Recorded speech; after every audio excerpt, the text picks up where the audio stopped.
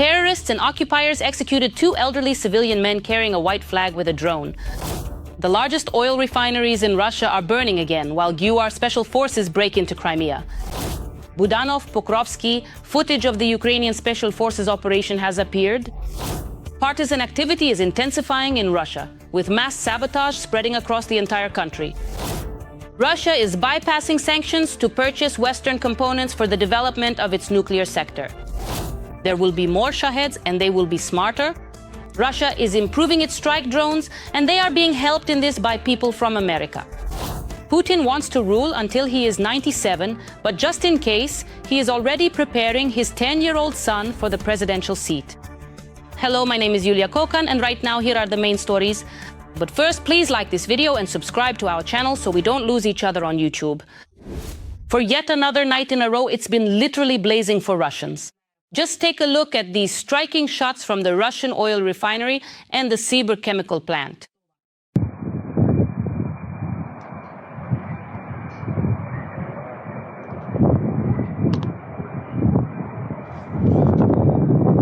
And these are shots of a nighttime attack by GUR drones on a petrochemical plant in the Republic of Bashkortostan, in the city of Sibay.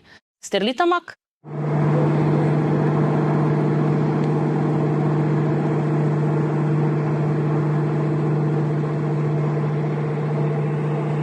Of course, the Russians claim they shot everything down.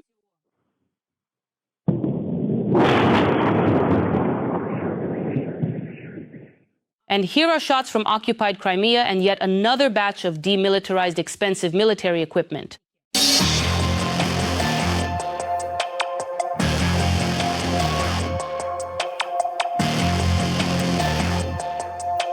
As a result, a Russian multifunctional radar station and the autonomous power supply system equipment of the complex were destroyed. Nights like these are becoming routine for Russians. And in Sevastopol, a Russian small anti-submarine ship of Project 1124M, Albatros M, caught fire. This was reported by local channels. The day before, it became known about a fire on one of the ships of Russia's Black Sea Fleet. Later, it was revealed that it was specifically the small anti-submarine ship of Project 1124M, Albatros M, which is part of Russia's Black Sea Fleet. But the real icing on the cake was the strike by the Ukrainian Navy, which hit elite Russian special forces stationed on the sabotage drilling platform in the Black Sea. On the sabotage drilling platform in the Black Sea.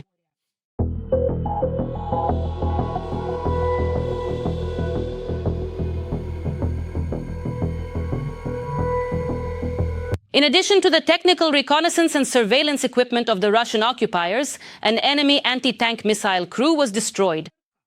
It is not specified which special forces unit was hit. But as we know, the Russian command does not comment on reports of losses.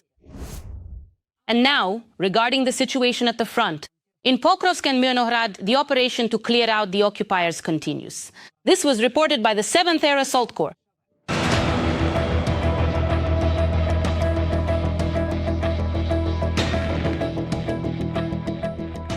They add that over the past few days, the defense forces have created opportunities to reinforce our area of responsibility with additional personnel and equipment. The military also reports that the enemy is located on the approaches to the southeastern outskirts of Myrnohrad. However, the total number of enemy personnel is small, about 10 people. Efforts to eliminate them are ongoing.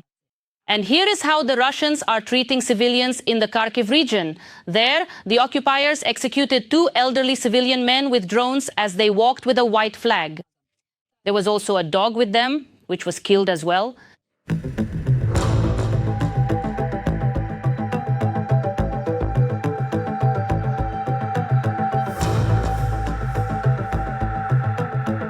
Russia is a country of terrorists. This is yet another proof of that.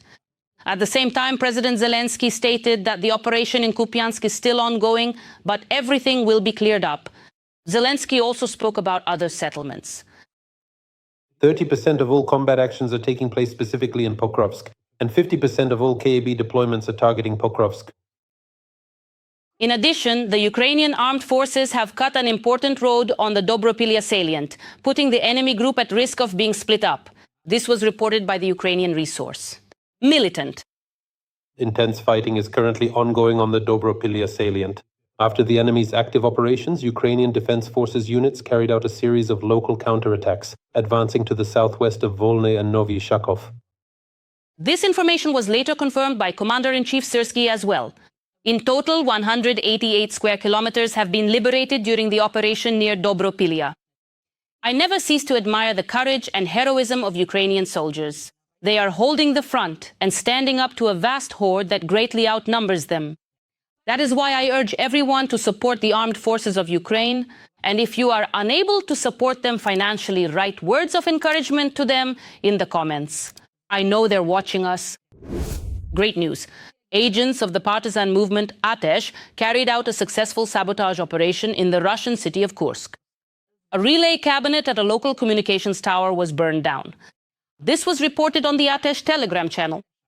The strike on a critical infrastructure facility instantly paralyzed military communications and the transmission of operational data in the Kursk region, which is one of Russia's key border areas. The Partisans emphasize that such actions demonstrate that Russia's deep rear is no longer safe.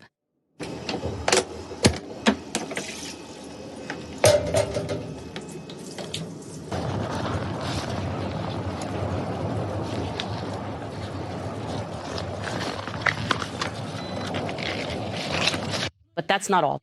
Atesh partisans destroyed a Russian army communications vehicle at an airfield in Rostov-on-Don. This equipment is an important military communications hub that coordinates aviation. The airfield belongs to the 229th Aviation Base of the 4th Army of the Aerospace Forces and Air Defense of Russia's Southern Military District. The Partisans specified that an antenna-mast vehicle of the R-417 Baguette radio relay station burned down at the base. Kamaz 4310. According to Atesh, this equipment provided coordination of flights and data transmission between units in the region.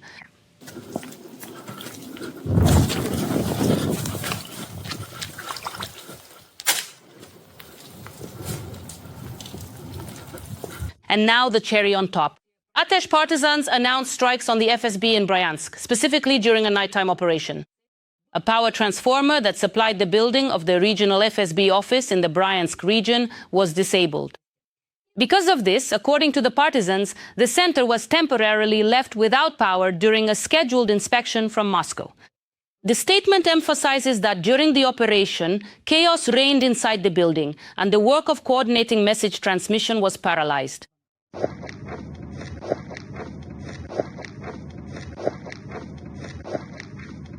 Well, what can I say? Let it burn bright so it never goes out? Reading the comments under previous episodes, I see that many of you are watching us from Kazakhstan, Moldova, Europe, and even the USA. We Ukrainians are very grateful for your support and proud to have such reasonable viewers. Let us know in the comments under this episode as well which country you're watching us from and whether people there support our fight against the empire of evil. I always enjoy reading your comments, and in the meantime, we continue. Up next is the most interesting part. Special forces from the GUR continue their combat operations in Pokrovsk, Donetsk region. Ukrainian intelligence has shown unique footage of an operation currently taking place in the city. The combat operations in Pokrovsk, Donetsk region are being carried out by fighters from the Timur Special Unit of the GUR of the Ministry of Defense of Ukraine. The published video captures the landing of GUR paratroopers and the destruction of positions held by Russian occupying forces. One of the most dangerous episodes shown in the video is considered to be the landing of a reconnaissance group without parachutes directly in the area of active hostilities. Footage from inside the helicopter cockpit shows how the crews fly at extremely low altitudes to avoid detection by FPV drones and air defense systems. On the ground, the fighters immediately take up positions and begin assault operations. Interestingly, OSINT analysts from the Cyberboroshna project managed to geolocate all the strikes shown in the GUR video of the operation in Pokrovsk. According to experts, all the action is taking place on the territory of the Elektrodvigatel plant in the northwestern part of Pokrovsk. More details about what is currently happening in Pokrovsk are in our report. Indeed, the enemy is being detected in almost every block and district of the city. The most difficult direction, Syrskyi and Budanov, are already there. The Pokrovsk direction remains the hottest spot of combat clashes, but as Syrskyi reports, the city is holding on. In the Pokrovsk-Myrnohrad agglomeration, our soldiers have to withstand the pressure of an enemy force numbering in the thousands, which continues its attempts to infiltrate residential areas and cut off our supply routes. However, there is no encirclement or blockade of the cities. We are doing everything to maintain logistics. But how close are the enemy forces to encircling or blockading the city? Formally, the city is not encircled. Well, formally, yes, indeed, it is not encircled. But in practice, the airspace is closed off. In practice, delivering equipment, ammunition, personnel, or evacuating people from there has become almost impossible, and any vehicle traveling on that road is guaranteed to be hit. The width of the bottleneck needed to completely close this pocket is about 5 kilometers. The head of the GUR, Budanov, has also been spotted near Syrskyi. It is assumed that he is personally involved in coordinating the defense. Mr. Syrskyi went there solely to show that there is no encirclement. In other words, he proved all the Russian propagandists wrong. He came to the site and showed everyone that there is no encirclement, no ring. But again, we don't know how deep into the city he actually went. But still, the main objective lies elsewhere. The issue is not about holding the city. The issue is about buying time and allowing our troops to get out of this pocket. Especially to the south, at the bottom of this pocket, if you look at it. Our units, our soldiers are there as well. Give them the opportunity to get out of the cauldron and, if possible, of course, to take out as much equipment, machinery and a wide variety of weapons as possible. It is known that Budanov led the landing operation of the GUR in Pokrovsk. Now, combined groups of Special Operations Forces, the Armed Forces, the Security Service and other Ukrainian Defense Forces units are working there. There is no talk of completely stopping the Russian army's advance using GUR fighters. The goal is to buy time. A day, 2, 3, maybe a week, until our troops can get out of this cauldron more quickly. Nevertheless, the situation in Pokrovsk does not prevent Ukrainian soldiers from successfully eliminating the occupiers in the city one by one.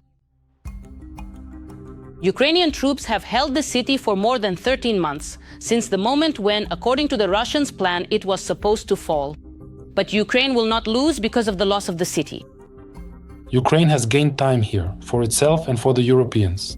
In other words, over these 13 months, we have bought time for weapons production, re-equipment, and, in some areas, a reassessment of strategy.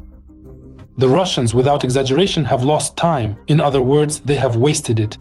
Yes, they will capture this city, maybe this week, next week, or by the end of the month, and they will be absolutely ecstatic about it. And still, why has Russia intensified its offensive in this particular area right now? Pokrovsk has simply become tiresome to keep showing in the constant reports to the Russian General Staff and the Kremlin. I think someone there just lost their temper and said, how much longer can this go on? You've been circling around it for 13 months now, and you haven't had any success. Do something already. And of course, the Russian military salute and are ready to sacrifice. If they need another 10,000, they'll throw in another 10,000 Russian soldiers, just to get some results. Because everyone understands perfectly well, if you deliver results, you can get a Hero of the Russian Federation star or General's stripes. Right now, they're throwing everything they've got at it. For Russia, the concept of cost doesn't exist. Every meter of land costs thousands of Russian lives. And all of it is just so the Kremlin dictator can put another check mark on the map. Russia continues to circumvent sanctions to develop nuclear weapons. The international intelligence community Inform Napalm, in cooperation with the analytical cyber center Phoenix, carried out a complex multi-level intelligence operation against the Russian experimental design bureau Avtostrong M. This bureau specializes in the production of components for advanced aviation and space vehicles. Among these are components for the new strategic bomber of the advanced long-range aviation complex Poslanik and for the fifth-generation multi-role fighter Su-57. In addition, OKBM is developing nuclear reactors for submarines, cruise missiles, and the Poseidon torpedo. For example, hackers leaked more than 10 gigabytes of technical documents from the Russian company OKBM. The data reveals the design of the reactors, safety issues, and the use of Western technologies despite sanctions. In particular, equipment was supplied through intermediaries such as Siemens, Schneider Electric, Honeywell, as well as companies from China and India. The documents have already been handed over to NATO intelligence services. The leak became yet another piece of evidence. of the systematic circumvention of sanctions and the use of Western components in Russian nuclear projects. As a result of the intelligence operation, access was obtained to the company's internal systems as well as to secret documentation, which for many months was used in the interests of Ukraine's defense forces and allied countries. These documents helped reveal many aspects of the Russian company's operations, and on October 23, 2025, OKBM was officially included in the 19th package of European Union sanctions. Well, what can I say? Definitely good news for us, and of course a sad day for Russia. And hopefully not the last one, like if you agree. Every voice matters. Join our community, support independent journalism and help us bring you the truth from Ukraine. Become a member of Ukraine today. Join us now. In 2025, Russia launched 4 times more Shaheds than the previous year. This was reported by Sky News. According to the Center for Strategic and International Studies, this year the occupiers have launched more than 44,000 Shahed-type drones and their variants. Analysts note that the 303% increase in attacks is putting unprecedented pressure on Ukraine's air defense system. This year, about 64% of the drones were shot down, compared to 68% in 2024, as the massive attacks are overwhelming the defenses.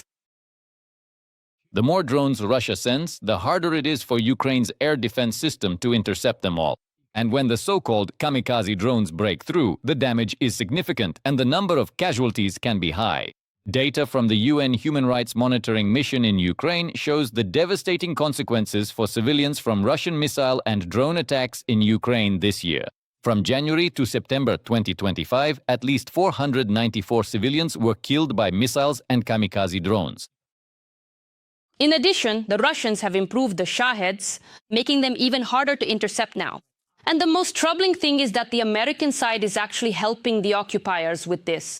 Shocking details coming up next. In addition to the war on the front lines, there is also a technological war going on.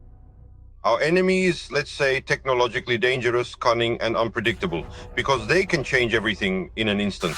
Communication systems, control systems, and electronic warfare play a significant role. The key issue is complexity, to be able to withstand the enemy. The speeds are no longer what they used to be. The enemy uses various means to make their drones less vulnerable to our electronic warfare. In 2024, jet-powered Shahed drones equipped with electronic warfare countermeasures were spotted over Ukraine. In fact, they are trying to turn the large, cumbersome Shahed drone into an FPV analog, which is controlled via radio channel directly from the territory of the Russian Federation or from occupied territory. That is, this Shahed is equipped with an onboard video camera that can transmit footage directly. And again, let me repeat, we're not talking about mobile communication with Ukraine, we're not talking about LTE modems, we're talking about a special dedicated modem. I brought it to show it's about the size of a brick, roughly like this, and it allows radio channels and information to be transmitted directly to Russia. This is not the first time the Shahed has been upgraded by the Russians in an attempt to bypass Ukrainian air defense. CRP antennas are devices that allow drones to maintain navigation even under intense electronic jamming. These antennas are now produced in Russia, but the technology was originally developed in Ukraine back in the early 2000s. Now, on enemy territory in 2025, the modernization of these birds of death continues. This is the very principle of electronic warfare. Absolutely everything, all, let's say, elements that have a radio receiver can be suppressed. Some are more difficult, some are easier. It depends on the type of signal. Here, suppression. I wouldn't say it's exactly easy because frequency hopping technology is used across the entire range, meaning it's resistant to electronic warfare suppression, but it is quite possible. So for this, we just need to take new input data and, let's say, adapt ourselves to the Russians' new tactics. The Russians went even further. They hid these antennas inside the body, removed them from the wing, and moved them inside the Shahed, right in the center. In this way, the enemy's drones become virtually invulnerable to electronic warfare systems. What does this tell an observant and intelligent person? It means that the factory made changes to the Shahed body specifically for these Chinese antennas. This means the enemy is confident in a long-term and stable partnership with China. We cannot jam such antennas with our existing electronic warfare systems everywhere across the country. Sergei Beskresnov confirmed that this nuance indicates close cooperation between Russia and China. Russian billionaires are doing everything they can to help Putin in this war, establishing contacts with China and the USA. For example, Deripaska. Here, access to essential technology and equipment is also completely closed off, and this Dutch. And there is a list, a critical one. In 2024, the Russian LLC Angar-22 purchased Zuavin turbojet engines for a total amount of about $300,000. Officially, they were intended for model aviation. However, these units later found a completely different use. They were installed on a jet-powered modification of the Iranian drone Shahed. At the same time, the owners of Angar-22 are classified, and information about the beneficiaries is hidden. According to old registry data, the founder was the joint stock company Kraska, which was linked to Deripaska. Other subsidiary entities, according to documents, are only partially state-owned. But there is also the development corporation Yuginvest, and it is associated with a structure belonging to the same Deripaska. We are quite familiar with China's remarkable experience, the establishment of free economic zones, the implementation of minimal taxes, and the encouragement of joint ventures. Supplies to the company linked to Putin's wallet were coming directly from a Chinese manufacturer, Swivin, which also has an American branch, Swivin USA. Angar-22 is already under American sanctions. In fact, the story of Angar illustrates how the Russian military-industrial complex, cut off from Western technologies, seeks workarounds, indirectly cooperating with the United States through China under the guise of scientific research. Russia's share is the fourth largest in China's trade turnover. You see, this matters for everyone. The Russians regularly upgrade their drones to carry out attacks on Ukraine. The Russian armed forces have started making them even more deadly for strikes. During attacks on the Sumy region, Russian occupiers began using Shaheds with anti-tank mines attached to them. And they continue to further scale up production. And as we should understand, having resources, having finances, having all the capabilities, in other words, they won't stop. Monitoring groups report that the Russian Federation is preparing Shaheds with phosphorus munitions. Being within 150 meters of the impact zone can result in fatal outcomes.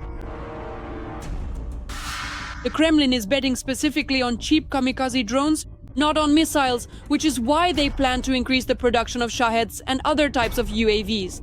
A plan has been set to produce at least 36,000 strike drones. The Ukrainian side is not resting on its laurels and continues to work on improving its own interceptor drones and more. Now that's news. Just listen to this. On October 30th, the Tverskoy District Court of Moscow decided to arrest clinical psychologist and chairwoman of the Interregional Public Organization for the Protection of Family Values, Irina Rudnitskaya. This was reported by the Russian propaganda agency TASS. Rudnitskaya was accused of involvement in child trafficking. The head of the Association of Foster Families of the Moscow region, Irina Rudnitskaya, was arrested in a criminal case concerning child trafficking. This is stated in documents available to TASS. The documents also indicate that the woman has 12 children in her care, ranging in age from 3 to 17 years old. 2 more suspects have been arrested in the case of Irina Rudnitskaya. All the suspects are charged with trafficking minors. This is stated in documents available to TASS.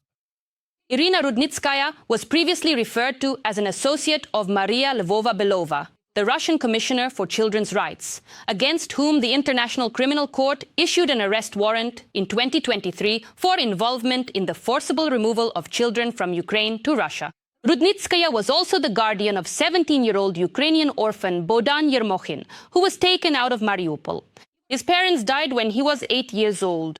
During the Russian army's invasion, Bohdan was studying at a metallurgical college in Mariupol, and after the city was captured by Russian forces, he was taken to Russia. Rudnitskaya was appointed as his guardian, even though the teenager had a cousin in Ukraine. In March 2023, Bohdan tried to escape from his Russian foster family, but he was detained at the border between Ukraine and Belarus. After he received a summons to the Russian Military Enlistment Office for December 2023, he appealed to the President of Ukraine, Zelensky, asking to be brought back home. On November 19, 2023, on his 18th birthday, Bohdan Yermokhin returned to Ukraine. A criminal case against Rudnitskaya was initiated at the end of August 2025. According to court records, Rudnitskaya was responsible for 12 children aged 3 to 17, including 1 girl who had been taken from the occupied territories of Ukraine in 2022. Rudnitskaya faces up to 10 years in prison on charges of child trafficking, as well as a ban on working with children for up to 15 years.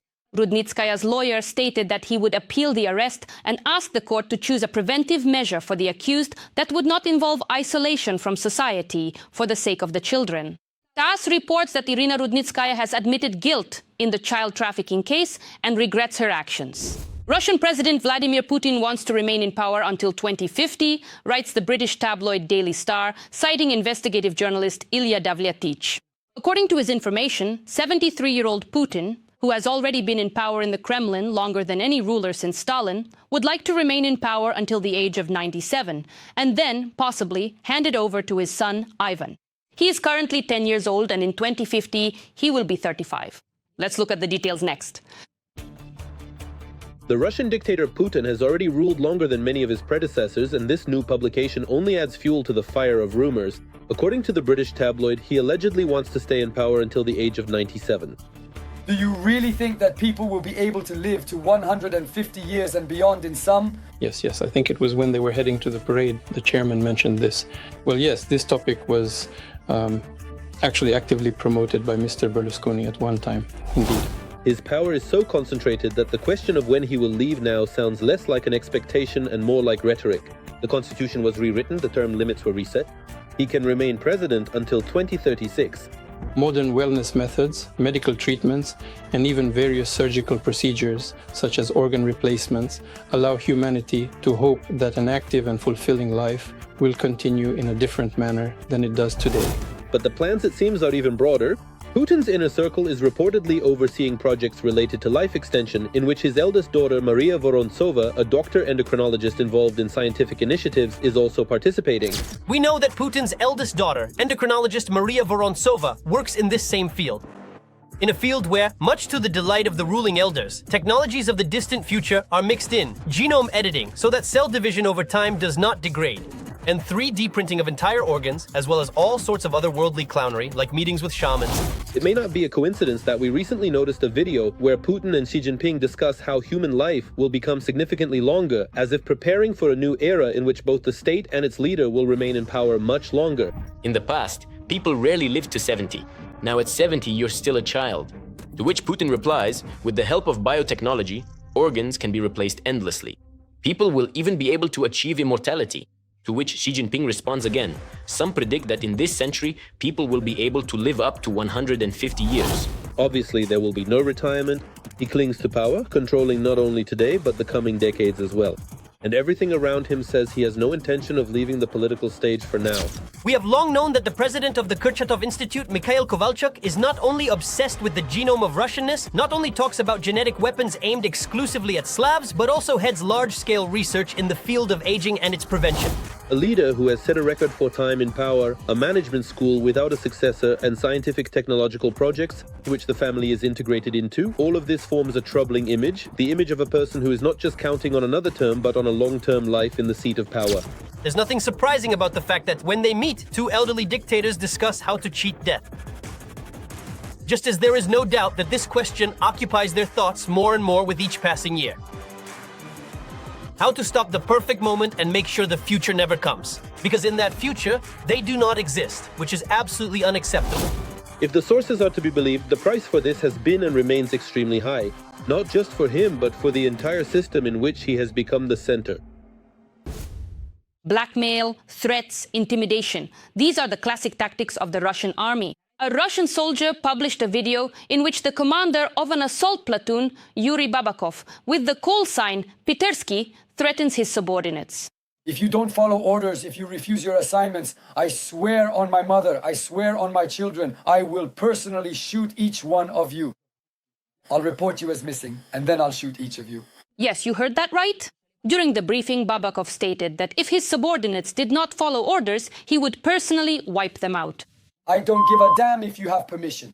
All of you, your whole crew, you fucking bastards, except for that one person over there, him. You're all bastards. I've seen you. Prove that you're men.